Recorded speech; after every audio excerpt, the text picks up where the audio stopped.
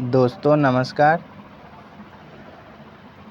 मेरा नाम है विवेक और आप देख रहे हैं विवेक स्टडी ग्रुप। तो चलिए आज की क्लास शुरू करते हैं।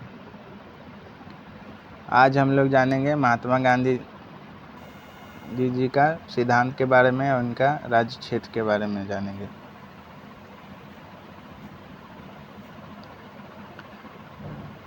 महात्मा गांधी जी का सिद्धांत क्या है उसके बारे में जानेंगे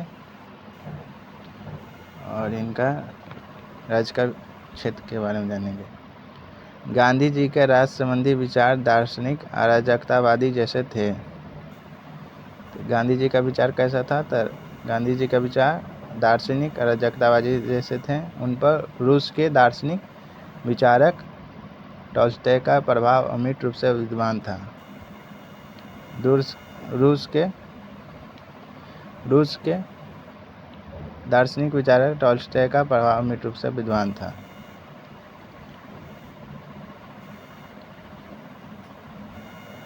उनकी मान्यता थी कि राज्य शक्ति व शोषण पर आधारित होता है। गांधी जी ऐसा कहते हैं कि उनकी मान्यता थी कि राज्य शक्ति व एवं शोषण पर आधारित होता है। मनुष्यों की आत्मसत्ता होती है, पर राज्य एक ऐसी मशीन है जिसमें आत्मा नहीं है।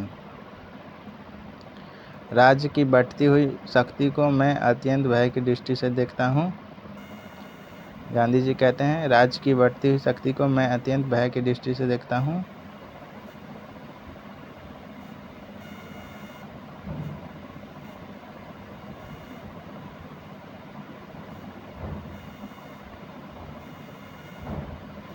भय की दृष्टि से देखता हूँ।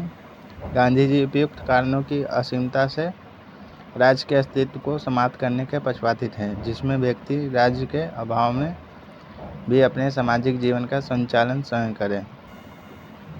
कहते थे कि राज्य समाप्त करने के पक्षपाती थे। राज्य के अभाव में सामाजिक जीवन का भी संचालन व्यक्ति स्वयं करे। व्यक्ति की गरिमा में विश्वास करे। वह आदर्श समाज में राज्य की आवश्यकता का अनुभव ही नहीं करते थे। वो तो आदर्श समाज की रचना शांति, प्रेम एवं अहिंसा के द्वारा ही करने के पक्षपाती थे। आदर्श समाज की रचना शांति, प्रेम एवं अहिंसा के द्वारा ही करने के पक्षपाती थे।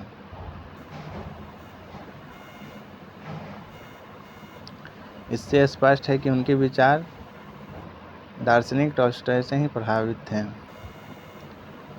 गांधी जी राज्य को एक आवश्यक बुराई समझकर उसका तिरस्कार करते थे।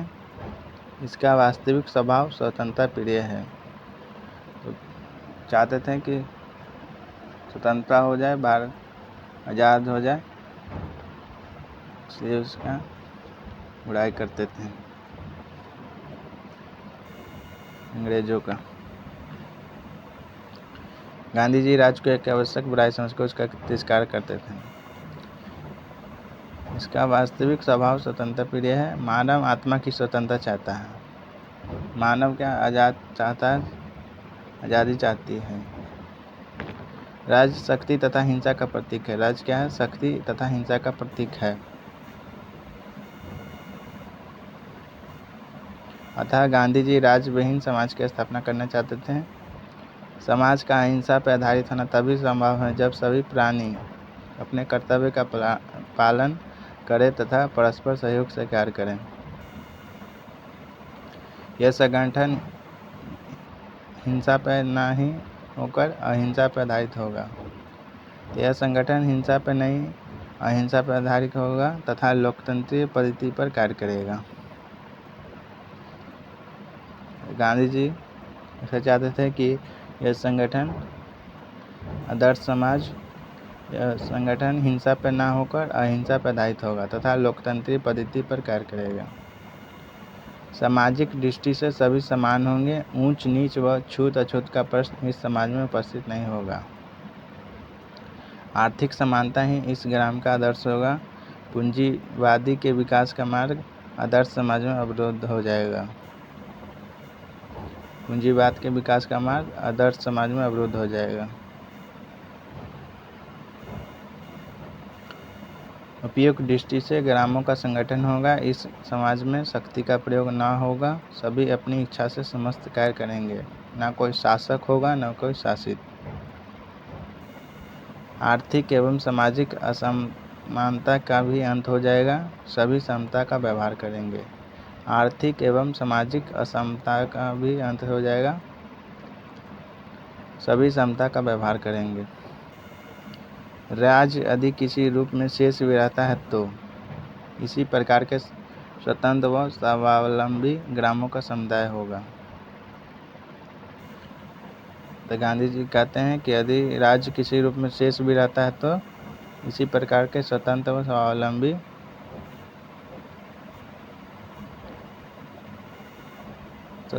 स्वावलंबी ग्रामों का समुदाय होगा। प्रत्येक ग्राम एक प्रजातंत्र अथवा पंचायत होगी। ग्राम पंचायतों का सत्ता केंद्रीय सरकार से नहीं अपितु ग्रामवासियों से प्राप्त होगी।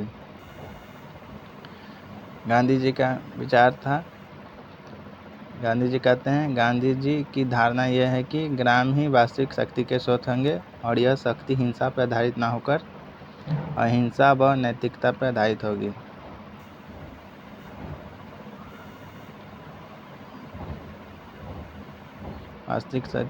ग्राम वास्तविक शक्ति के स्रोत होंगे। यह शक्ति हिंसा पर न होकर अहिंसा व नैतिकता पर आधारित होगी।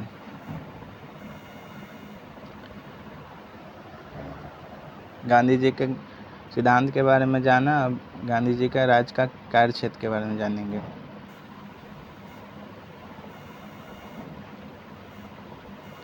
गांधी जी राज्य को शक्ति व हिंसा का प्रतीक समझते थे। अहिंसा तथा सहयोग के आधार पर संगठित समाज में राज्य को न्यूनतम हस्तक्षेप करने का अवसर प्राप्त होगा। राज्य को अनेक कार्य ऐसे करने पड़ रहे हैं जिन्हें लोग स्वेच्छापूर्वक संगठित होकर कर सकते हैं। गांधी जी का विश्वास था कि अहिंसात्मक साधन द्वारा प्रजातंत्र मूर्तिमान किया जा सकता था। गांधी जी का विश्वास था कि अहिंसात्मक साधन द्वारा प्रजातंत्र मूर्तिमान किया जा सकता था। उनका मत था कि लोकतंत्रात्मक शासन को कुशल संचालन के लिए बहुसंख्यकों का नहीं अपितु अल्पसंख्यकों का सहयोग भी आवश्यक है। उन्होंने प्रजातंत्र में चुनाव तथा प्रतिनिधि प्रणाली के भी संबंध में विचार व्यक्त किए हैं। चुनाव के संबंध में उनकी धारणा यह थी कि चुनाव के द्वारा एक शोषणकारी वर्ग का जन्म होता है। चुनाव में अत्यधिक व्यय होता है। वह व्यक्ति को अनेक झूठी बातें बोलने के लिए प्रेरित करता है। चुनाव के संबंध में उनका क्या धारणा थी कि चुनाव के संबंध में उनका एक शोषणकारी वर्ग का जन्म होता है। चुनाव में अत्यधिक व्यय होता है। वो व्यक्ति को अनेक झूठी बातें बोलने के लिए प्रेरित करता है। मताधिकार के संबंध में भी उनका मत था कि यह अधिकार संपत्ति अथवा शिक्षा के आधार पर नहीं मिलना चाहिए। वोट देने का अधिकार केवल उन्हीं व्यक्तियों को प्राप्त होना चाहिए जो श्रम द्वारा जीविका अर्जन करते हैं। वोट देने के अधिकार में केवल उन्हीं व्यक्तियों को प्राप्त होना चाहिए जो श्रम द्वारा जीविका अर्जन करते हैं। गांधी जी न्याय को सस्ता व सुलभ बनाना चाहते थे। व्यक्तियों के मुकदमे अदालतों द्वारा न होकर पंचायतों द्वारा ही सुलझाए जाएं।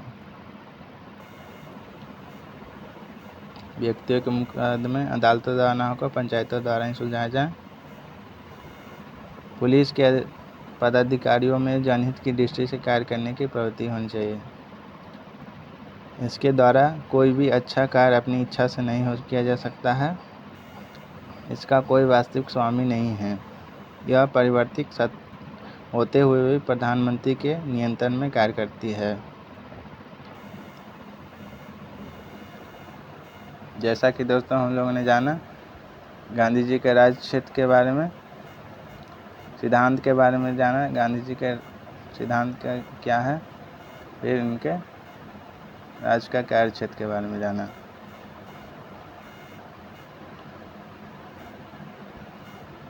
मिलते हैं अगले वीडियो में दोस्तों, तब तक